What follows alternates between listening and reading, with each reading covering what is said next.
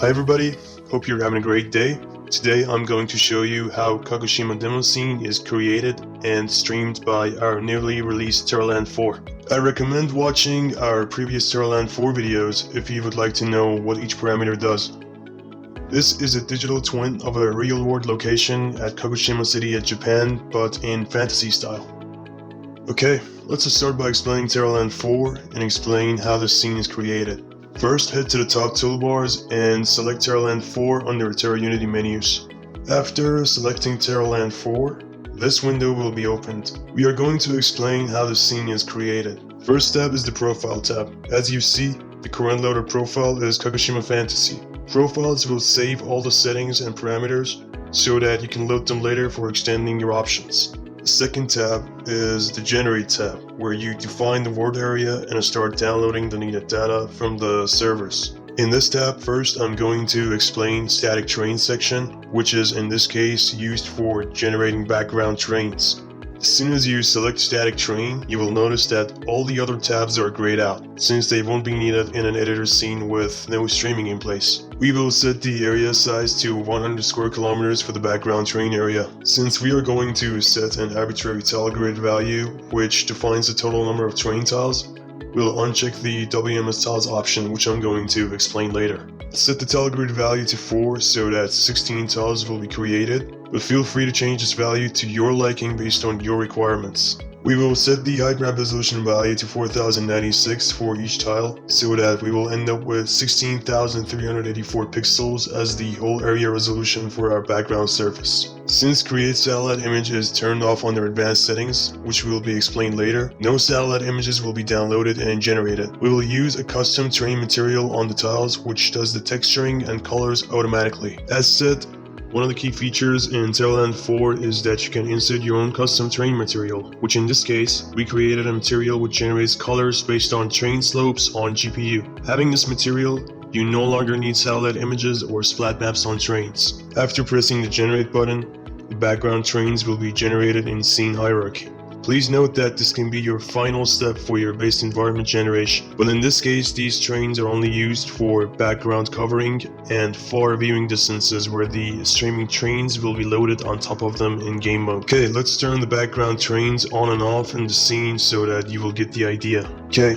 Let's move on to the more exciting part of the streaming, where this time, terrain tiles will be created as prefabs automatically and being put in a streamable server for runtime streaming. Now, let's select the streaming mode to reveal the options for server generation, and you will see that all the other tabs and options are activated again. For this time, we will set the area size for our main terrains area to 50 square kilometers. We will use the WMS tiles option this time, which is a one-to-one representation of distributed data on tile mapping servers as the standard protocol for geospatial data servers. In this case, you won't need to define grid tile or total number of tiles, and TerraLand will automatically pick the best settings based on connected servers, such as S3. Here we set the zoom level value, which defines the total count and resolution of the obtainable data. We will set it to 14 as a balanced value between quality and performance targeted for our scene, which is the equivalent of 625 tiles as shown in the info box below. In other words, our server will have a total of 625 word cells or chunks distributed internally. As for the main terrains, we will also disable Create Imagery Texture option since we use the same material as background terrains. This way, there is no need to download, import, generate, and stream satellite images,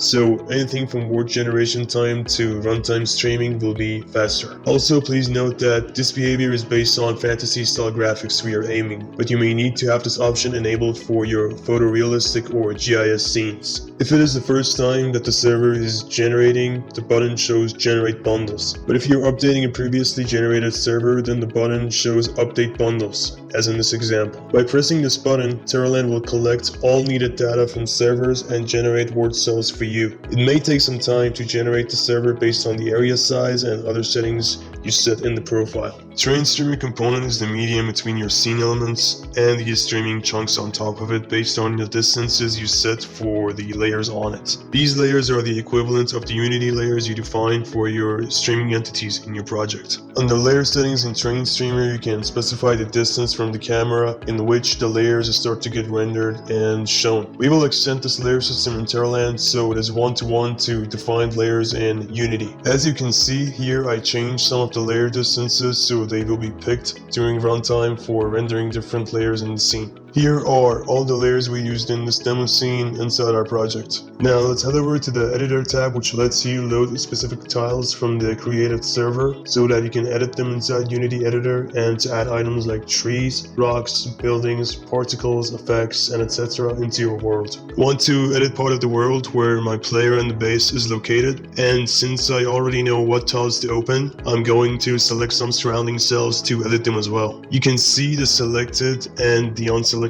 tiles and their count in the info box down below. Once you are done selecting the editing tiles, press the button Open in Editor. Now you can see all the loaded tiles with their corresponding items on their prefab handler. Okay, time to add some new 3D models next to the base in the game. When we want to add an object to our trains, we have to place the object under the exact same train in the scene. So let's check which tiles need to be filled with our items. In the next version, we will use a raycasting technique to automatically pick the underlying train when placing the objects in the scene. Now that we found our tiles as word chunks to edit, let's place some new objects. We are going to use some prefabs as word objects from Polygon Cypher Words assets made by Scene2 Studios. Now let's place the objects under the corresponding trains in order to be part of that word chunk.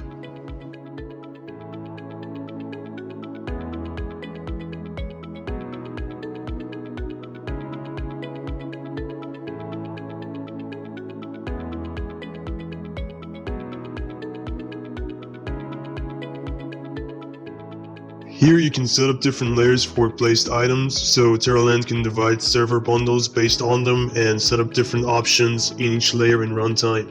I'm going to assign building layer to all of the placed structures and assign biome layer to all of the plants in order to specify different streaming and rendering distances for each one of these layers.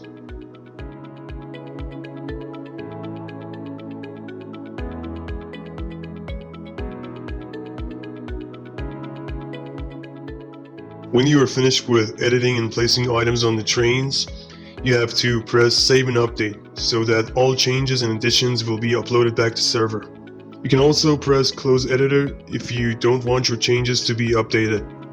However, you can always load word chunks via Editor tab again and continue with your level design.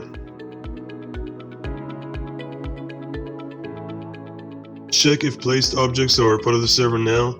Let's select and reopen previously edited word chunks in the editor.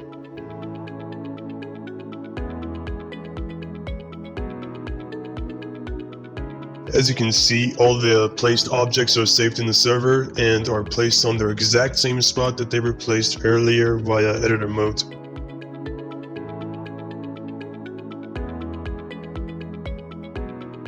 Now let's head over to the Build Server tab in order to create the streaming server. We can set the location of the publishing server to 3 types of built-in, local, and remote. Built-in means the server will be embedded into Scene Build so that you can share the build game, which already has access to the server internally. Local mode lets you select a location on your hard drive so that the server will be placed there. The best use case for this is selecting a location which is under your LAN network, so that players can have access to the server on your local host. In remote build, the server content will be saved somewhere on your computer so that you can upload the server on your online hosting space, and players from any location in the world can play your game, as the word content will be streamed from your host server on demand for players.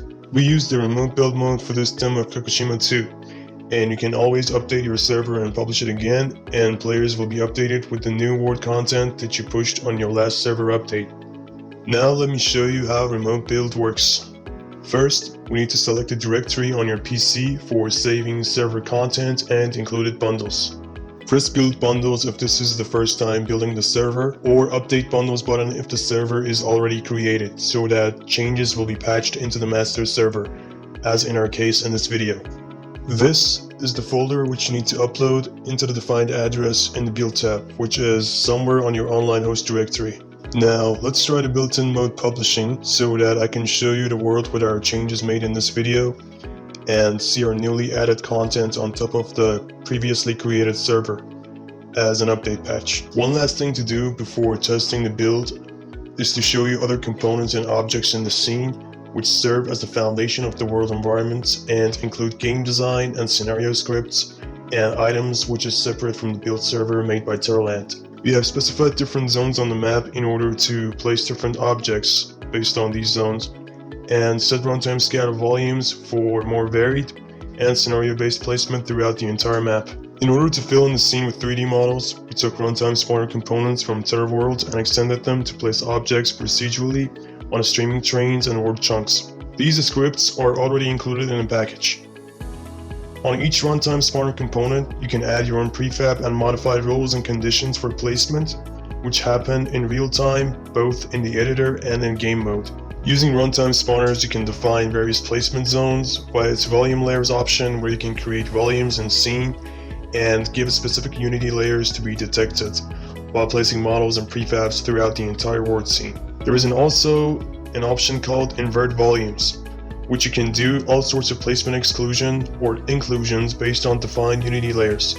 In this demo, we used volume layers feature to set up a zone called City Center around Kagoshima Volcano in order to let runtime spawners know which prefabs need to be placed inside or outside these zones for a more varied and lively environment. Now let's build the server in built-in mode.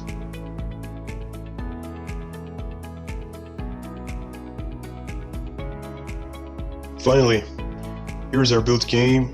Let's play and have fun.